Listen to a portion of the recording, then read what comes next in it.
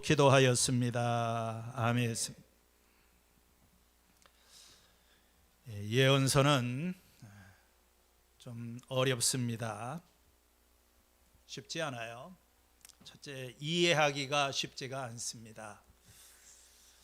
우리가 역사적인 배경을 잘 모르기 때문에 또 이 예언서의 많은 부분들은 어떤 시적인 그런 형식으로 쓰여져 있습니다. 굉장히 함축적이고 간결합니다. 이게 전후 어떤 맥락이 서로 이야기처럼 연결이 되지가 않습니다. 그래서 좀 이해하는데 좀 시간이 걸리고 도움이 필요합니다. 둘째, 이해를 다 해도 받아들이기가 쉽지가 않습니다. 우리는 성경을 읽을 때 좀 위로가 되는 말씀, 소망을 주는 이야기, 이런 힘이 되는 말씀을 찾아서 읽으려고 하죠. 그런데 예언서는 보면 부담이 되는 그런 말씀, 나를 찌르는 말씀, 무슨 심판에 대한 이런 이야기가 유독이 많이 나오고 있습니다. 또 이 예언이라고 하는 그 말 자체가 가지고 있는 그런 어떤 모성이 있어요. 이 예언은 미래 사건을 말하는 것인데, 그렇다면 이 지금 우리가 읽고 있는 성경의 예언서는 또 어떻게 이해를 해야 되나? 요즘 우리가 이 소선지서의 그런 말씀들 가운데 호세아서, 요엘서, 또 아모스서의 말씀을 이렇게 읽어가고 있습니다. 이 다양한 배경, 다양한 시대를 배경으로 하고 있지만 사실 이 예언서의 기본적인 구조는 굉장히 심플합니다. 막 이 얘기 저 얘기를 하는 것 같지만 굉장히 반복적인 어떤 하나의 패턴이 있는데, 이 선지서에서 예언서를 통해 그게 호세아가 됐건 아모스가 됐건 요엘이 되었건 이 선지서의 기본적인 어떤 메시지는 이스라엘의 심판과 회복에 관한 것이라고 볼 수가 있습니다. 한쪽에서는 계속해서 심판의 경고를 하고 있고, 다른 쪽에서는 회복에 대한 그런 약속이 나와 있는 것입니다. 죽음에 대해서 이야기를 하고 정죄를 하고 심판을 하다가 또다시 어떤 생명에 대해서 이야기를 하고 하나님의 치유와 회복에 대해서 이야기를 하는 것입니다. 절망에 대해서 말을 하고 희망에 대해서 말을 합니다. 어둠에 대해서 말을 하고 빛에 대해서 이야기를 하는 것입니다. 그래서 이 선지서의 이 메시지를 한마디로 정리를 하게 되면 이런 겁니다. 고통당하는 사람에게는 위로를 주고 안일한 사람들에게는 고통을 주는 것. 여러분이 지금 어떤 상태에 있느냐에 따라서 이 고통당하는 사람들에게는 하나님께서 위로의 음성을 들려주시고, 안일한 사람들에게는 고통을 주어서 돌아오게 하는 것이 선지서의 전체적인 그 얘기를 하고 있다. 여러분들이 그렇게 이해를 하시면 되겠습니다. 오늘 우리가 읽은 이 요엘서는 그 선지서, 예언서를 이해하는 굉장히 좋은 하나의 본보기 또는 입문서가 될 수가 있습니다. 일단은 분량이 적당합니다. 30장, 40장, 심지어는 66장짜리 예언서도 있는데 이건 3장밖에 되지를 않아요. 다루기가 좋고 또 이 메시지가 굉장히 명확한 구조를 가지고 있어요. 아까 말씀을 드린 대로 이 요엘서의 앞부분 1장 2절에서부터 2장 17절까지 딱 절반이 되는 부분은 주로 이 심판의 경고에 초점을 맞추고 있고, 2장 18절에서 3장 21절 이 후반부에는 회복에 대해서 어떤 소망적인 그런 하나님의 약속의 말씀이 이렇게 쫙 그 대비가 명확하게 서로 간에 대비가 되고 있는 것입니다. 이 요엘이 누구인지에 대해서 우리는 정확한 정보가 없어요. 다른 예언서보다도 그가 어느 시대의 사람인지 또 어떤 상황에서 이런 활동을 했는지 정확한 얘기가 없습니다. 그렇지만 이 요엘을 통해서 하나님께서 주시는 이 말씀은 굉장히 분명합니다. 이 요엘서에서 가장 두드러지는 핵심적인 주제가 주님의 날이라고 하는 것입니다. 여호와의 날, 주님의 날. 이 어떤 주님의 날을 선포하면서 이 주제를 중심으로 해서 심판의 메시지, 구원의 메시지가 이렇게 다각적으로 펼쳐지고 있는 것입니다. 먼저 우리는 이 요엘서의 어떤 전반부에 1장 2절에서부터 2장 17절까지 오늘 뭐 다 읽지는 못하지만 오늘 전체적인 내용을 한번 들었던 내용이고 또 이번 주에 제가 설교도 했었지만 복습도 좀 하고 제가 좀 여러분들이 예언서를 읽어 나가는 데 대한 다시 한번 좀 정리를 해드리려고 생각을 합니다. 요엘서의 이 앞부분에 2장 17절까지는 심판의 경고를 담고 있습니다. 요엘서에서 언급이 되고 있는 가장 중요한 사건은 메뚜기 떼의 습격입니다. 1장 4절의 말씀을 보면 풀무치가 남긴 것은 메뚜기가 갉아먹고 메뚜기가 남긴 것은 누리가 썰어먹고 누리가 남긴 것은 황충이 말끔히 먹어버렸다. 여기 뭐 누리, 메뚜기, 황충이, 이게 풀무치, 이게 다 똑같은 메뚜기를 표현하는 네 가지 다른 말들입니다. 이 메뚜기 떼의 습격, 오늘날에도 중동이나 아프리카 지역에서 종종 있는 일입니다. 출애굽할 때에도 8번째 재앙이 메뚜기 재앙이었었죠.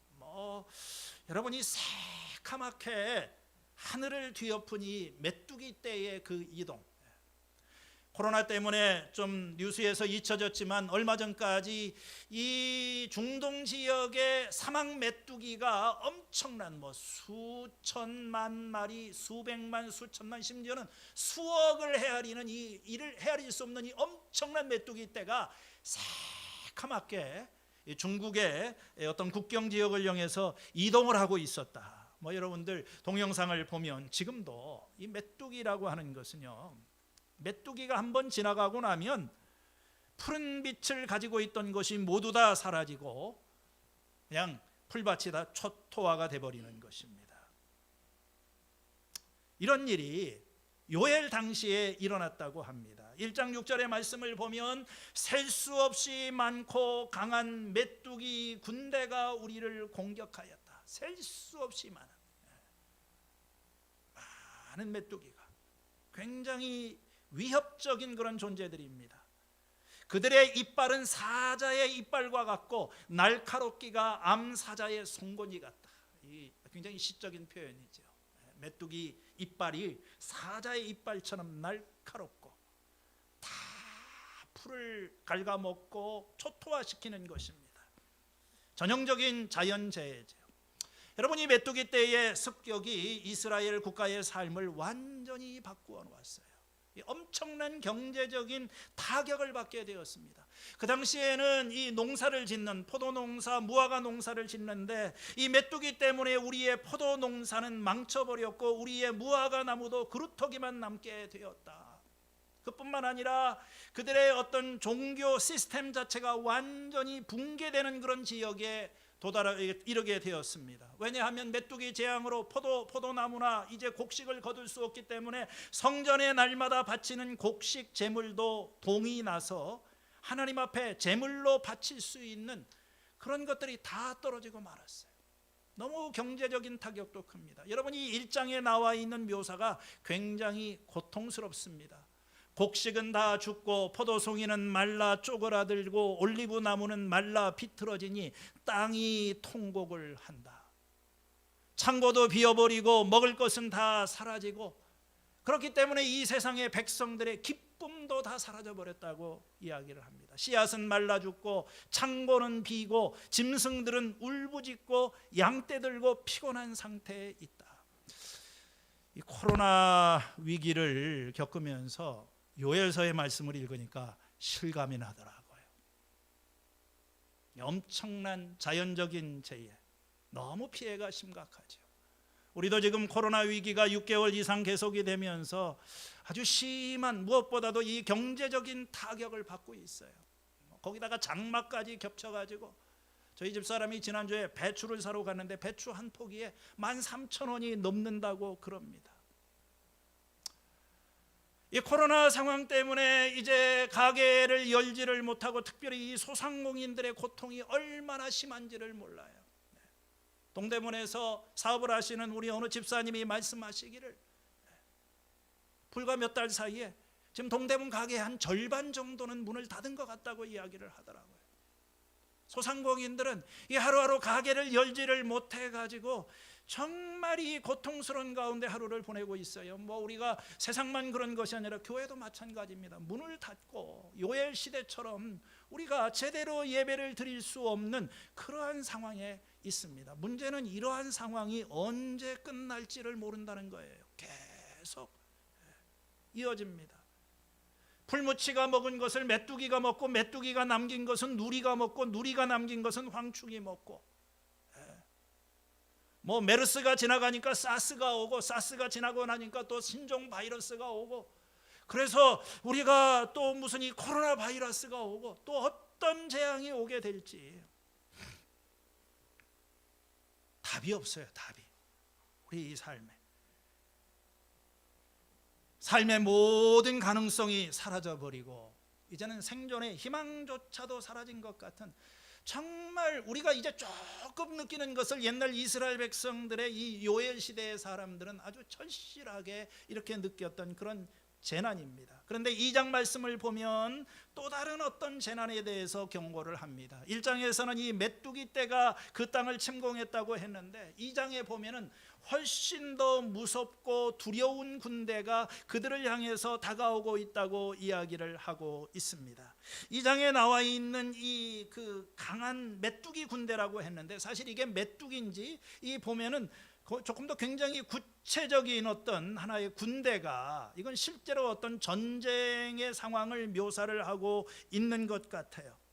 셀 수 없이 많고 강한 메뚜기 군대가 온다. 마치 어두움이 산등성이를 넘어오듯이 새카맣게 몰려온다.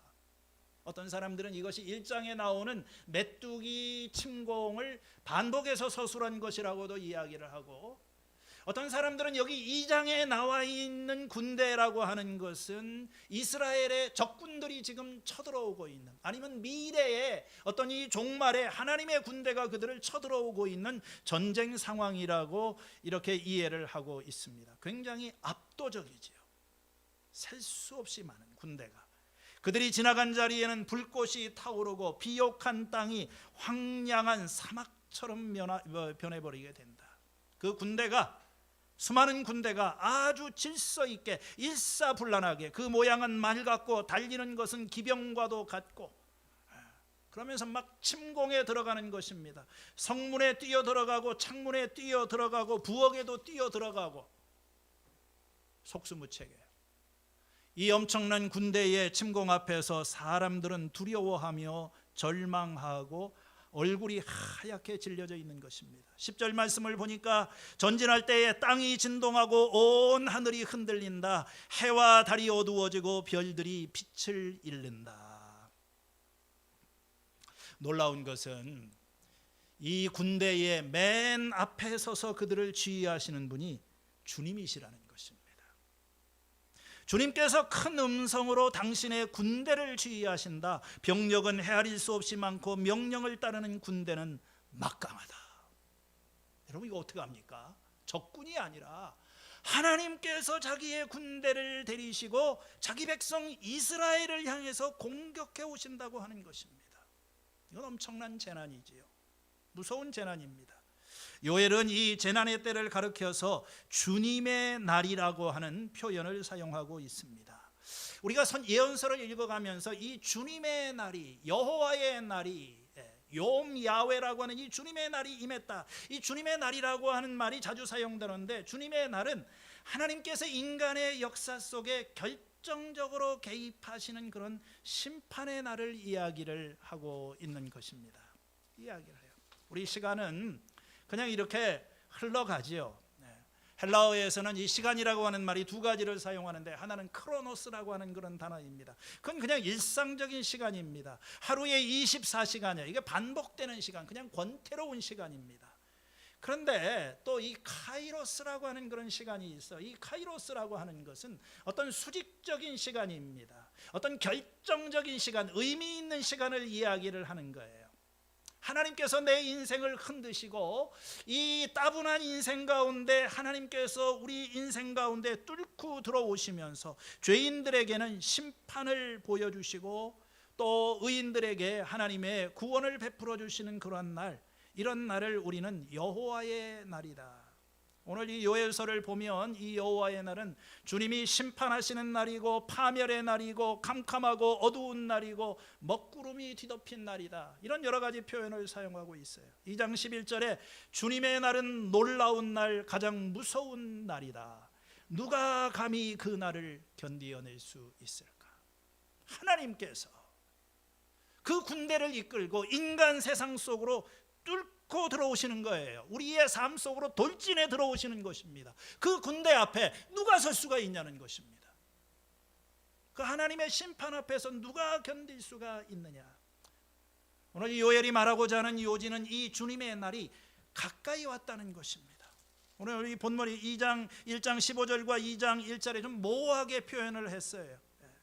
여호와의 날이 가깝도다. 하나님의 날이 지금 임박해 있는 그런 것이다. 여러분, 이 주님의 날은 항상 우리의 가까이에 있습니다.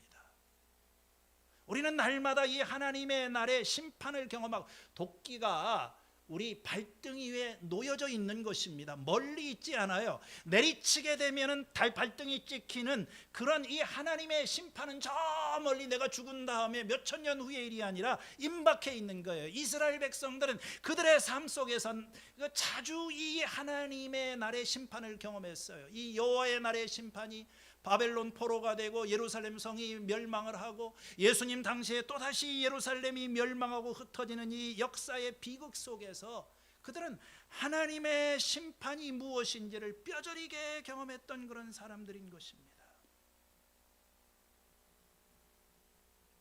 메뚜기 재앙이라고 하는 것은, 1장에서 말하는 메뚜기 재앙은 장차 다가오게 될 더 크고 중요한 위기에 전조, 일종의 예고편, 그림자 역할을 하고 있는 것입니다. 요엘 선지자는 이 메뚜기 재앙, 늘 자주 일어나는, 건 어디에서든지 일어날 수 있는 일입니다. 이 코로나 바이러스, 우리의 삶 속에서 경험하는 여러 가지 뜻하지 않은 재난과 어려움 속에서 그는 앞으로 다가오게 될 더 크고 중요한 위기를 보고 있는 거예요.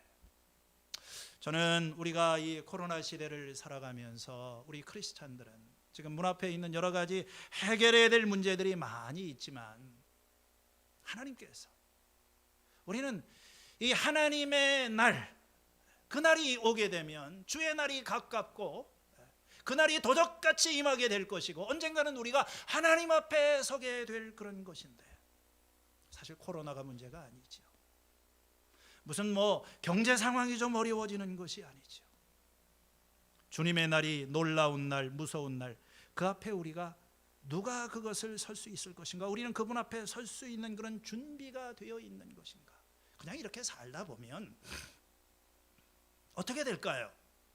그냥 고비를 좀 넘기고 또 어떻게 해가지고 또 바이러스 백신 개발해서 또 넘기고, 이건 그냥 그렇게 넘어갈 수 있어요.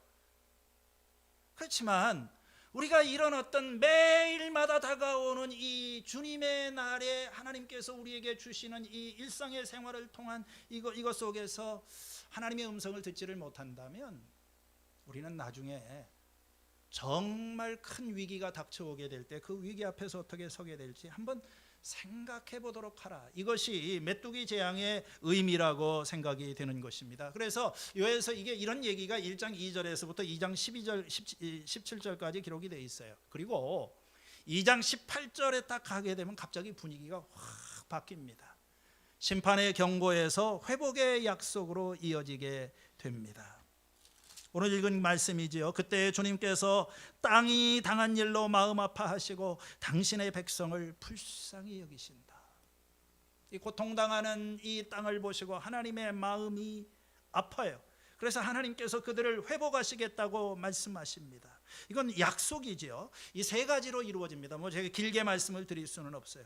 먼저 이 메뚜기 재앙으로 인해서 초토화가 되어 있는 그 땅을 하나님께서 회복하시고 물질적인 관점의 물질적인 차원의 회복이 일어나게 될 그런 것이다. 19절의 말씀을 보면 내가 너희에게 곡식과 포도주와 올리브 기름을 주어서 아쉬움이 없도록 하겠다. 여러분, 심판과 재난은 이스라엘 백성들에게 곡식과 포도주와 올리브, 이게 하나님의 축복의 3종 세트입니다.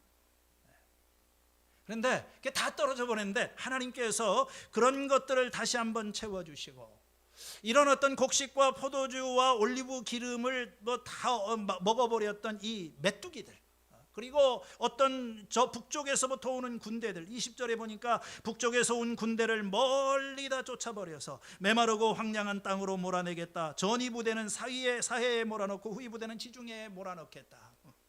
하나님께서 이 에집트에서 그 메뚜기를 갖다가 그냥 바다에다가 싹 한순간에 하나님께서 싹 밀어 넣으셔서 아주 쉽게 해결해 버리셨어요. 상황 끝. 회복이 된 겁니다. 여러분, 이런 날이 우리한테도 올까요? 저는 올 줄로 믿습니다. 우리가 백신을 개발하고 또 개발한 백신이 불완전해서 또 하고 이렇게 지지고 볶고, 그러나 하나님께서 한번 함께 하시게 되면 쉽게 하나님께서 코로나가 됐건 바이러스가 됐건 하나님께서 회복하실 날이 저는 오리라고 생각을 합니다.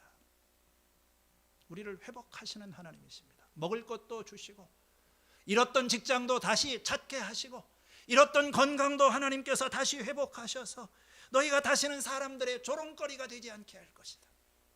하나님의 자녀에 대한 그런 약속이죠. 그뿐만 아니라 하나님께서는 우리들에게 성령을 부어주시겠다고 말씀하십니다. 물질적인 회복만으로서는 사실 충분하지 않습니다.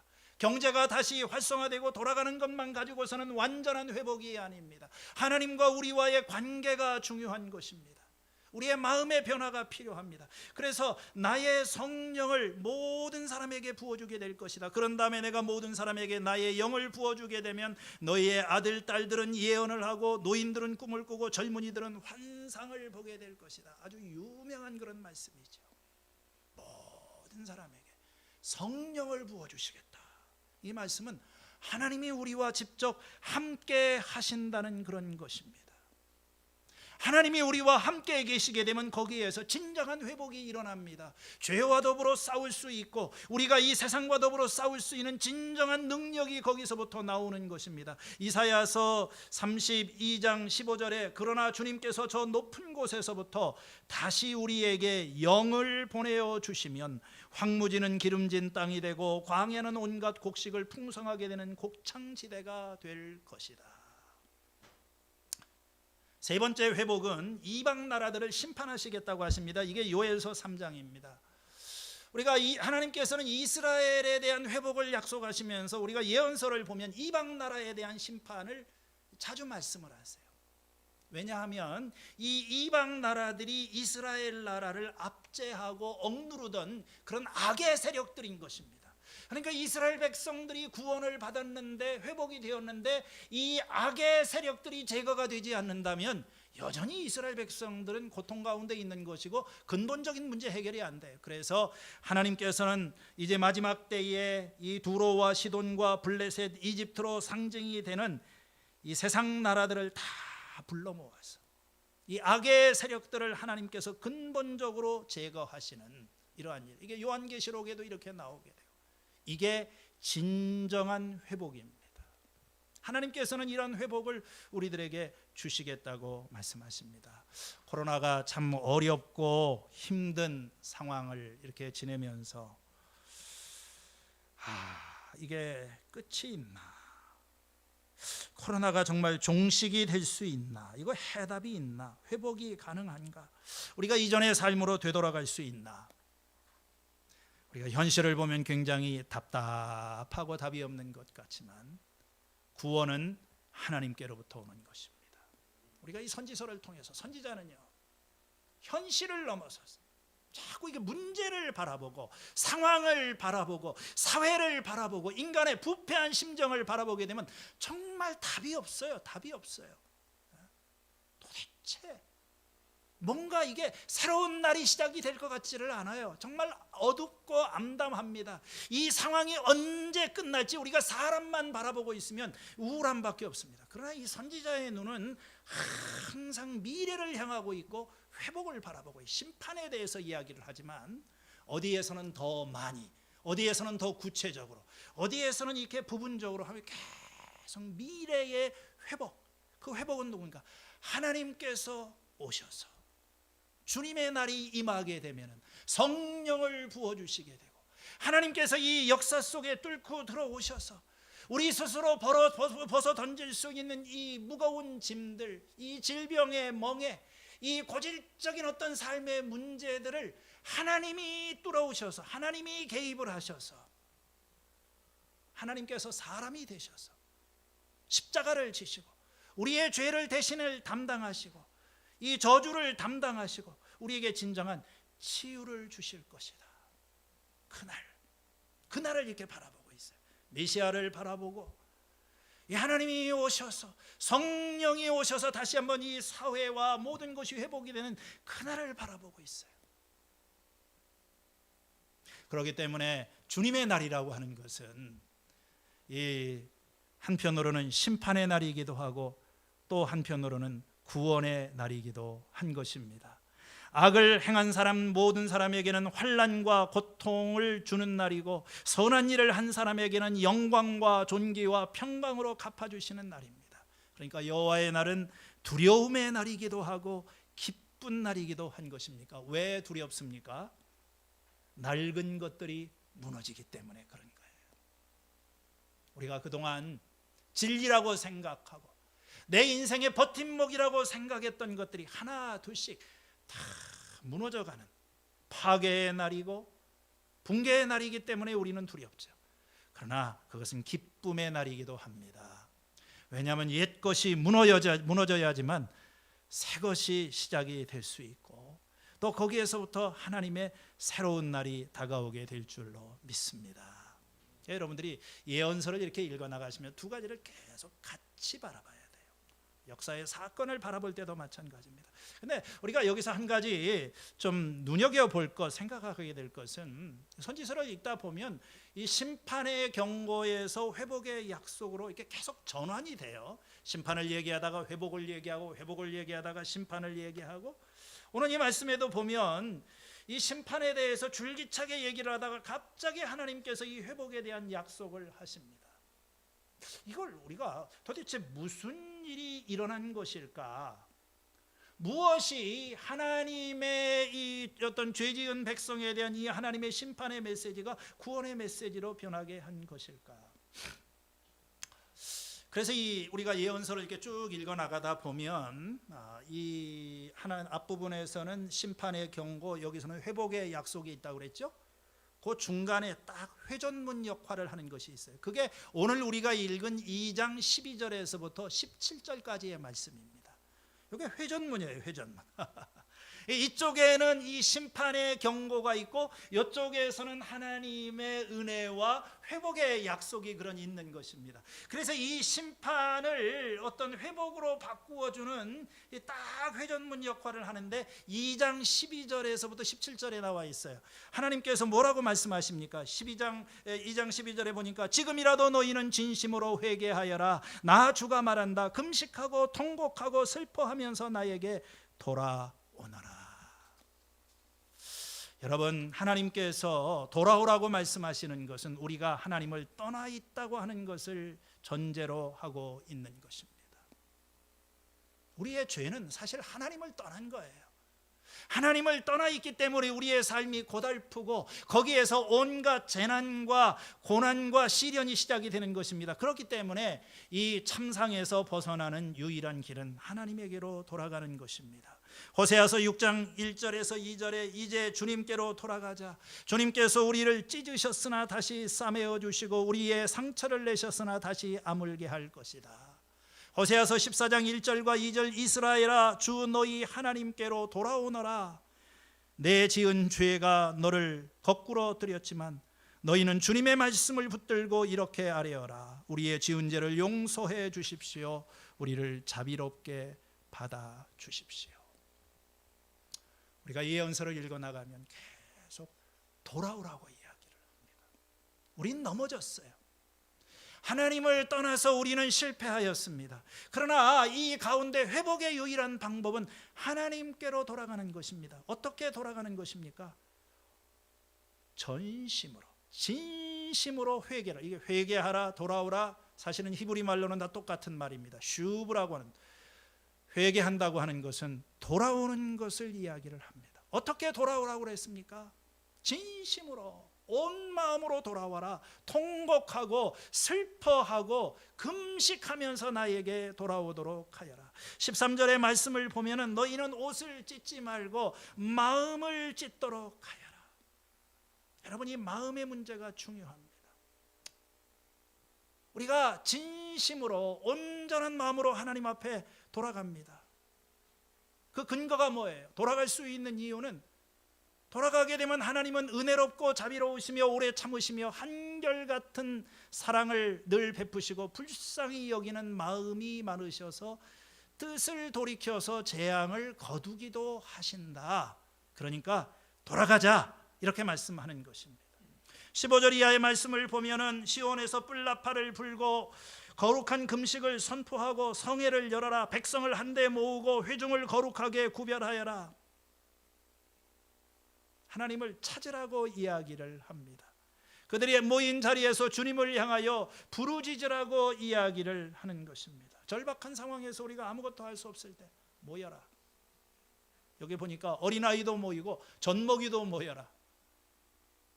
젖먹이는 자기 스스로도 이렇게 지킬 수 없는 그런 존재인데, 젖먹이도 모이고 지금 신혼여행 떠나려고 하는 신랑 신부도 다 모이고. 근데 참 코로나 때문에 이 말씀은 이렇게 적용이 쉽지가 않아요. 우리가 이 자리에 모일 수 없다면 있는 자리에서 정말 우리의 마음을 하나님께로 향하고 주님을 찾아야 된다. 그리고 주님 앞에 부르짖는 것입니다. 17절의 말씀에 제사장들의 기도가 나오죠. 뭐라고 기도해야 되는 겁니까? 울면서 기도를 하는 거예요. 주님, 주님의 백성을 불쌍히 여겨 주십시오. 주님의 소유인 이 백성이 이방인들에게 통치를 당하는 수모를 당하지 않게 해 주십시오. 나의 이름이 너희 때문에 세상에서 모독을 받는다. 이 이스라엘 백성들의 이 실패한 삶과 그들의 어떤 참상 때문에 세상 사람들이 하나님 어디 계시느냐 조롱을 하고 있습니다. 주님, 더 이상 이런 일이 일어나지 않도록, 우리에게는 힘이 없습니다. 우리에게는 능력이 없습니다. 하나님 도와주세요. 가장 좋은 기도는, 가장 단순한 기도는, 주님 불쌍히 여겨 주시옵소서. 주님 불쌍히 여겨 주세요. 다윗의 자손 예수여 나를 불쌍히 여겨 주십시오.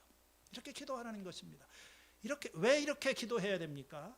우리가 14절을 건너뛰었는데 14절에 보면 행여 주님께서 마음과 뜻을 돌이키시고 오히려 복을 베푸셔서 너희가 주 하나님께 곡식과 부어드리는 제물을 바치게 하실 수 있는지 누가 아느냐. 행여. 여러분, 우리가 기도하고 하나님 앞에 예배를 드리게 되면 하나님께서 자동적으로 용서하시고 자동적으로 은혜를 베풀어 주실까요? 그렇지는 않습니다. 하나님은 자유로우신 그런 분이십니다. 그러나 죄인이 마음에서부터 우러나오는 회개를 하고 하나님을 바라보면 행여 혹시라도 하나님께서 구원하실지 누가 알겠느냐. 방법이 없죠. 그러니까 하나님 앞에 부르짖는 것입니다. 그런데 정말 성경을 보면 이렇게 위기와 고난 앞에서 하나님 앞에 돌아와 간절한 마음으로, 가난한 마음으로 기도를 하면 하나님께서 들으시는 것입니다. 그게 오늘 18절의 그 말씀입니다. 우리 다 같이 한번 읽어보시겠습니다. 시작. 그때에 주님께서 땅이 당한 일로 마음 아파하시고 당신의 백성을 불쌍히 여기셨다.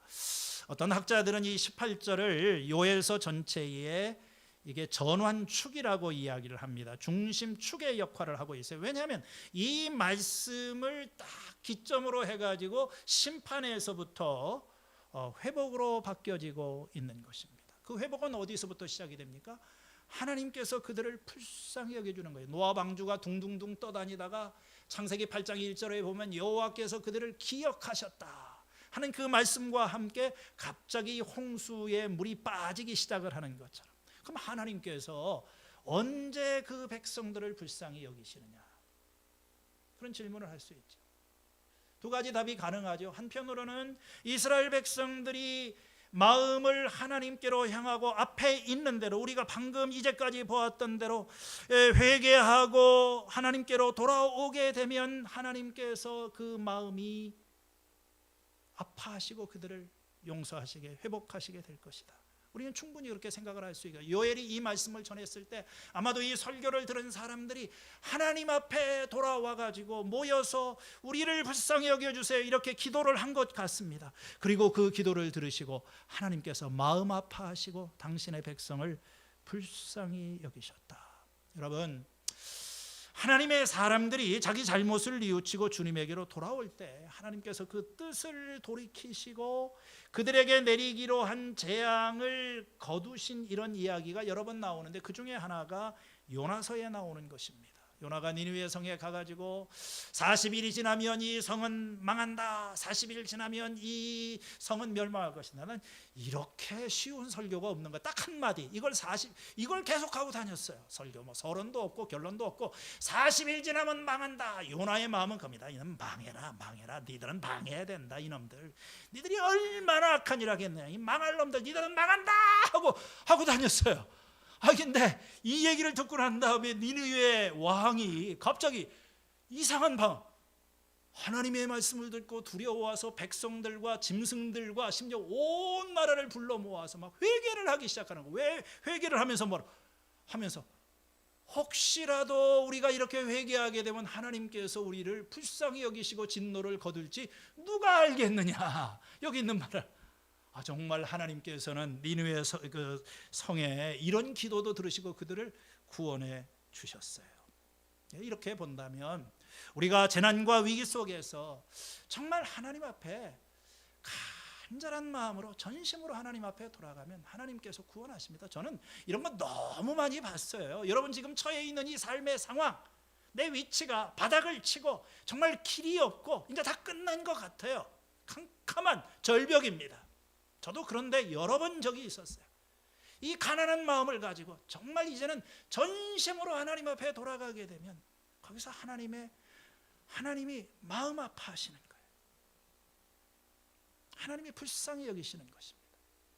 그래서 한편으로는 이스라엘 백성들이 하나님 앞으로 돌아간 것이 하나님 마음이 돌이키는 하나의 단서가 됐다고 볼 수가 있고, 다른 한편으로 보면 사실 그것과 상관이 없이 이미 하나님께서는 무너져 있는 그 백성들의 상황을 보고 마음이 아프셨을 수가 있어요. 이 넘어져 있는 사람들은 하나님 앞에 돌아올 수 있는 생각도 없고 그런 능력도 없습니다. 하나님을 찾지도 않아요. 이스라엘 백성들이 그렇지 않았었습니까? 호세아 때 보면은 고멜처럼 하나님을 떠나가지고 그 마음이 하나님 앞에 돌아올 생각이 없어요. 그럼 하나님은 어떻게 하셔야 됩니까? 그냥 보고 야 니네들은 망해라, 고집 센 놈들, 그렇게 하지 않으신다는 거죠. 그 백성이 돌이키지 않은 상황에서도 하나님께서는 그들을 불쌍히 여기시는 이 마음, 저는 이게 자식에 대한 부모의 마음이라고 생각을 합니다. 자식이 잘못을 깨닫고 부모에게 돌아오면 좋지요. 문제는 다 해결된 거죠. 그러나 여전히 고집스럽게 죄의 길을 고집하고 잘못된 길로 걸어가는 사람들, 그런 자식을 바라보는 이 아버지의 마음은 어떤 마음입니까? 아픈 거예요. 불쌍히 여기는 마음이 있는 것입니다. 그래서 하나님께서 그들을 불쌍히 여기시겠다고 말씀하시는 것입니다. 회복에 대해서 너희들이 그런 상태에 있지만 내가 너희들을 돌이켜서 회복할 것이다. 하나님이 일방적으로 돌아서는 거예요. 우리가 잘한 것이 없는데 우리의 공로와 선행과 하나님에 대한 순종의 삶에서 우리가 아직 죄인 되었을 때 하나님께서 그리스도 안에서 그분의 사랑을 보여주신 것입니다. 하나님의 사랑은 이런 사랑입니다. 우리가 호세아서에서 보았던 것처럼 에브라임아 내가 어찌 너를 버리겠느냐, 이스라엘아 내가 어찌 너를 원수의 손에 그대로 넘기겠느냐, 내가 너를 어찌 스보임같이 소돔과 고모라와 같이 너를 그냥 포기할 수가 있겠느냐? 내가 너를 버리려고 하여도 나의 마음이 허락하지를 않는구나. 너를 불쌍히 여기는 애정이 내 속에서 불길처럼 강하게 치솟아오르는구나. 아무리 화가 나도 화나는 대로 할 수가 없구나. 이 아버지의 마음입니다. 하나님의 마음. 오늘 저는 여러분들이 이 요엘서를 읽어가면서 이 심판과 회복이라고 하는 두 개의 이 기둥 속에서 이쪽에 속할 수도 있고 저쪽에 속할 수도 있는데, 이 심판을 회복으로 바꾸어주는 요 회전축 안에 2장 12절에서부터 이 18절의 말씀을 보면 마음이라고 하는 말이 여러 번 반복이 되고 있어요. 마음, 이 마음. 그 마음은 한편으로는 하나님의 마음이고 다른 한편으로는 백성들의 마음입니다. 거짓된 마음, 하나님을 떠나 있고 범죄한 그 사람들의 그 피상적인 그런 마음. 그러나 오늘 이 세상을 바라보시는 하나님의 마음이 있어요. 하나님의 마음. 이렇게 망가진 세상과 이 방황하는 사람들을 바라보시는 이 하나님의 마음, 창조주 하나님의 마음은 어떤 마음일까? 그 마음을 보여주시는 것입니다.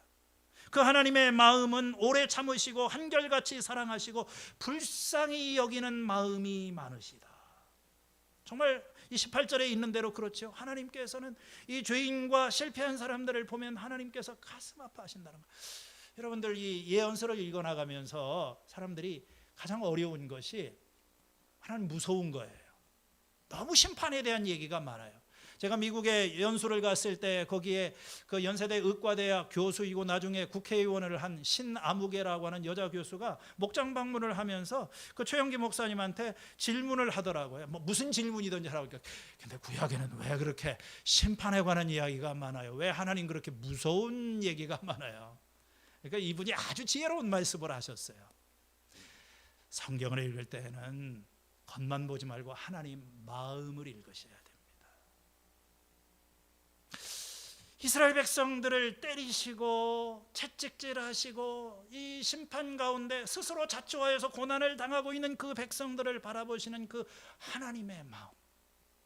하나님도 이 죄로 가는 그 백성들을 어찌할 수 없는 측면이 있었지만 그들을 또 포기할 수 없는 그런 마음, 진노 중에도 긍휼을 잊지 않으시는 마음. 그렇기 때문에 이 하나님의 사랑 안에서는 오히려 우리가 이 세상 속에서 경험하는 이 고통조차도 사랑의 표현일 수가 있다.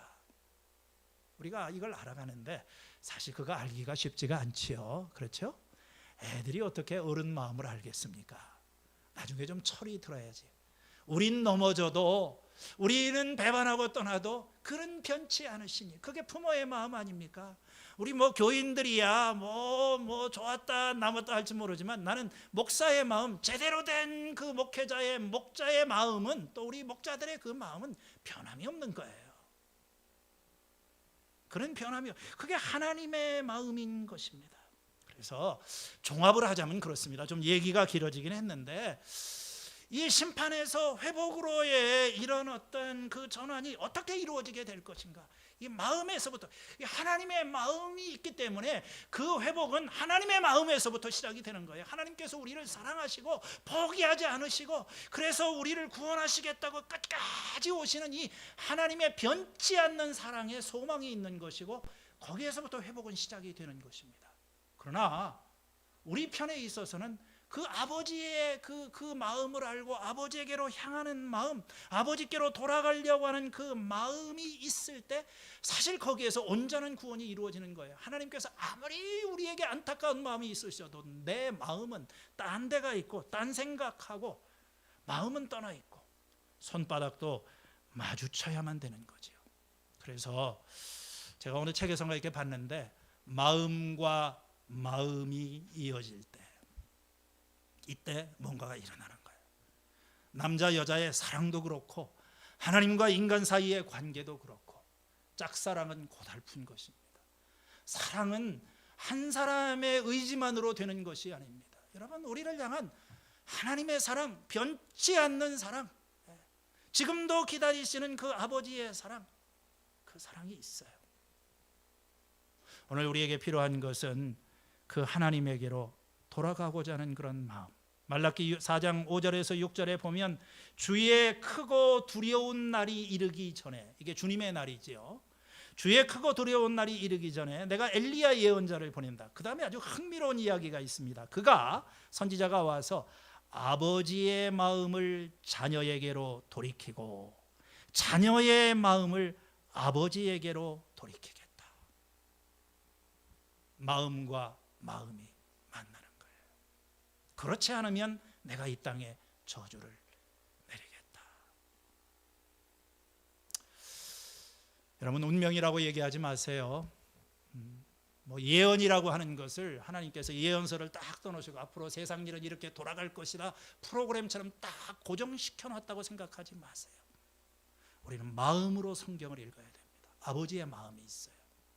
회복을 원하시고 집 나간 자식을 기다리는 아버지의 마음이 있어요. 우린 모르지요. 여러분들 신앙생활을 하면서 아버지 생각합니까? 하나님 생각합니까? 자식들 키워놓게 되면 다 그냥 마음이 다 딴 데로 가 있어요. 그렇지만 아버지의 마음은 집 나간 자식을 기다리는 탕자의 아버지처럼 지금도 아버지는 기다리고 있어요. 이제 필요한 것은 이 아들의 마음이 준비되는 것입니다. 탕자는 인생의 밑바닥에서 비로소 아버지의 마음을 이해하게 되고 아버지의 사랑을 생각하게 됩니다. 내가 돌아가면 아버지께서 어떤 마음으로 나를 받아주실까? 진노하고 나를 책망하고 나에게 책임을 물을까?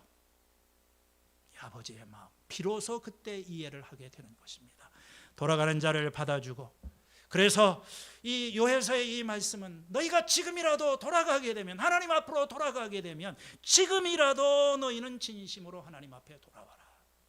그러면 하나님께서는 우리를 받아주시고 회복하시고 치유와 회복이 일어날 것이다. 오늘 이 말씀이 코로나 시대에 왜 이렇게 오래 가나? 왜 이렇게 자꾸 힘든 상황이 끝나지가 않나? 그때 여러분 생각하셔야 되는 겁니다. 하나님 기다리시는 겁니다. 우리의 마음이 가난해지고 우리의 마음이 낮아져서 정말 아버지를 찾고 하나님에게로 돌아가는 그 날에 또 이 우리를 향하신 아버지의 마음이 우리를 향하시며 진정한 회복과 치유가 시작이 될 줄로 믿습니다. 하나님 아버지의 마음 알기를 원합니다. 우리의 무디어진 마음이, 이 하나님의 찢어진 마음, 상한 마음을 저희들도 알게 하시고 우리도 마음을 찢고 전심으로 하나님 앞에 돌아갈 수 있는 하나님의 온전한 자녀들 되게 하여 주시옵소서. 예수님의 이름으로 기도했습니다.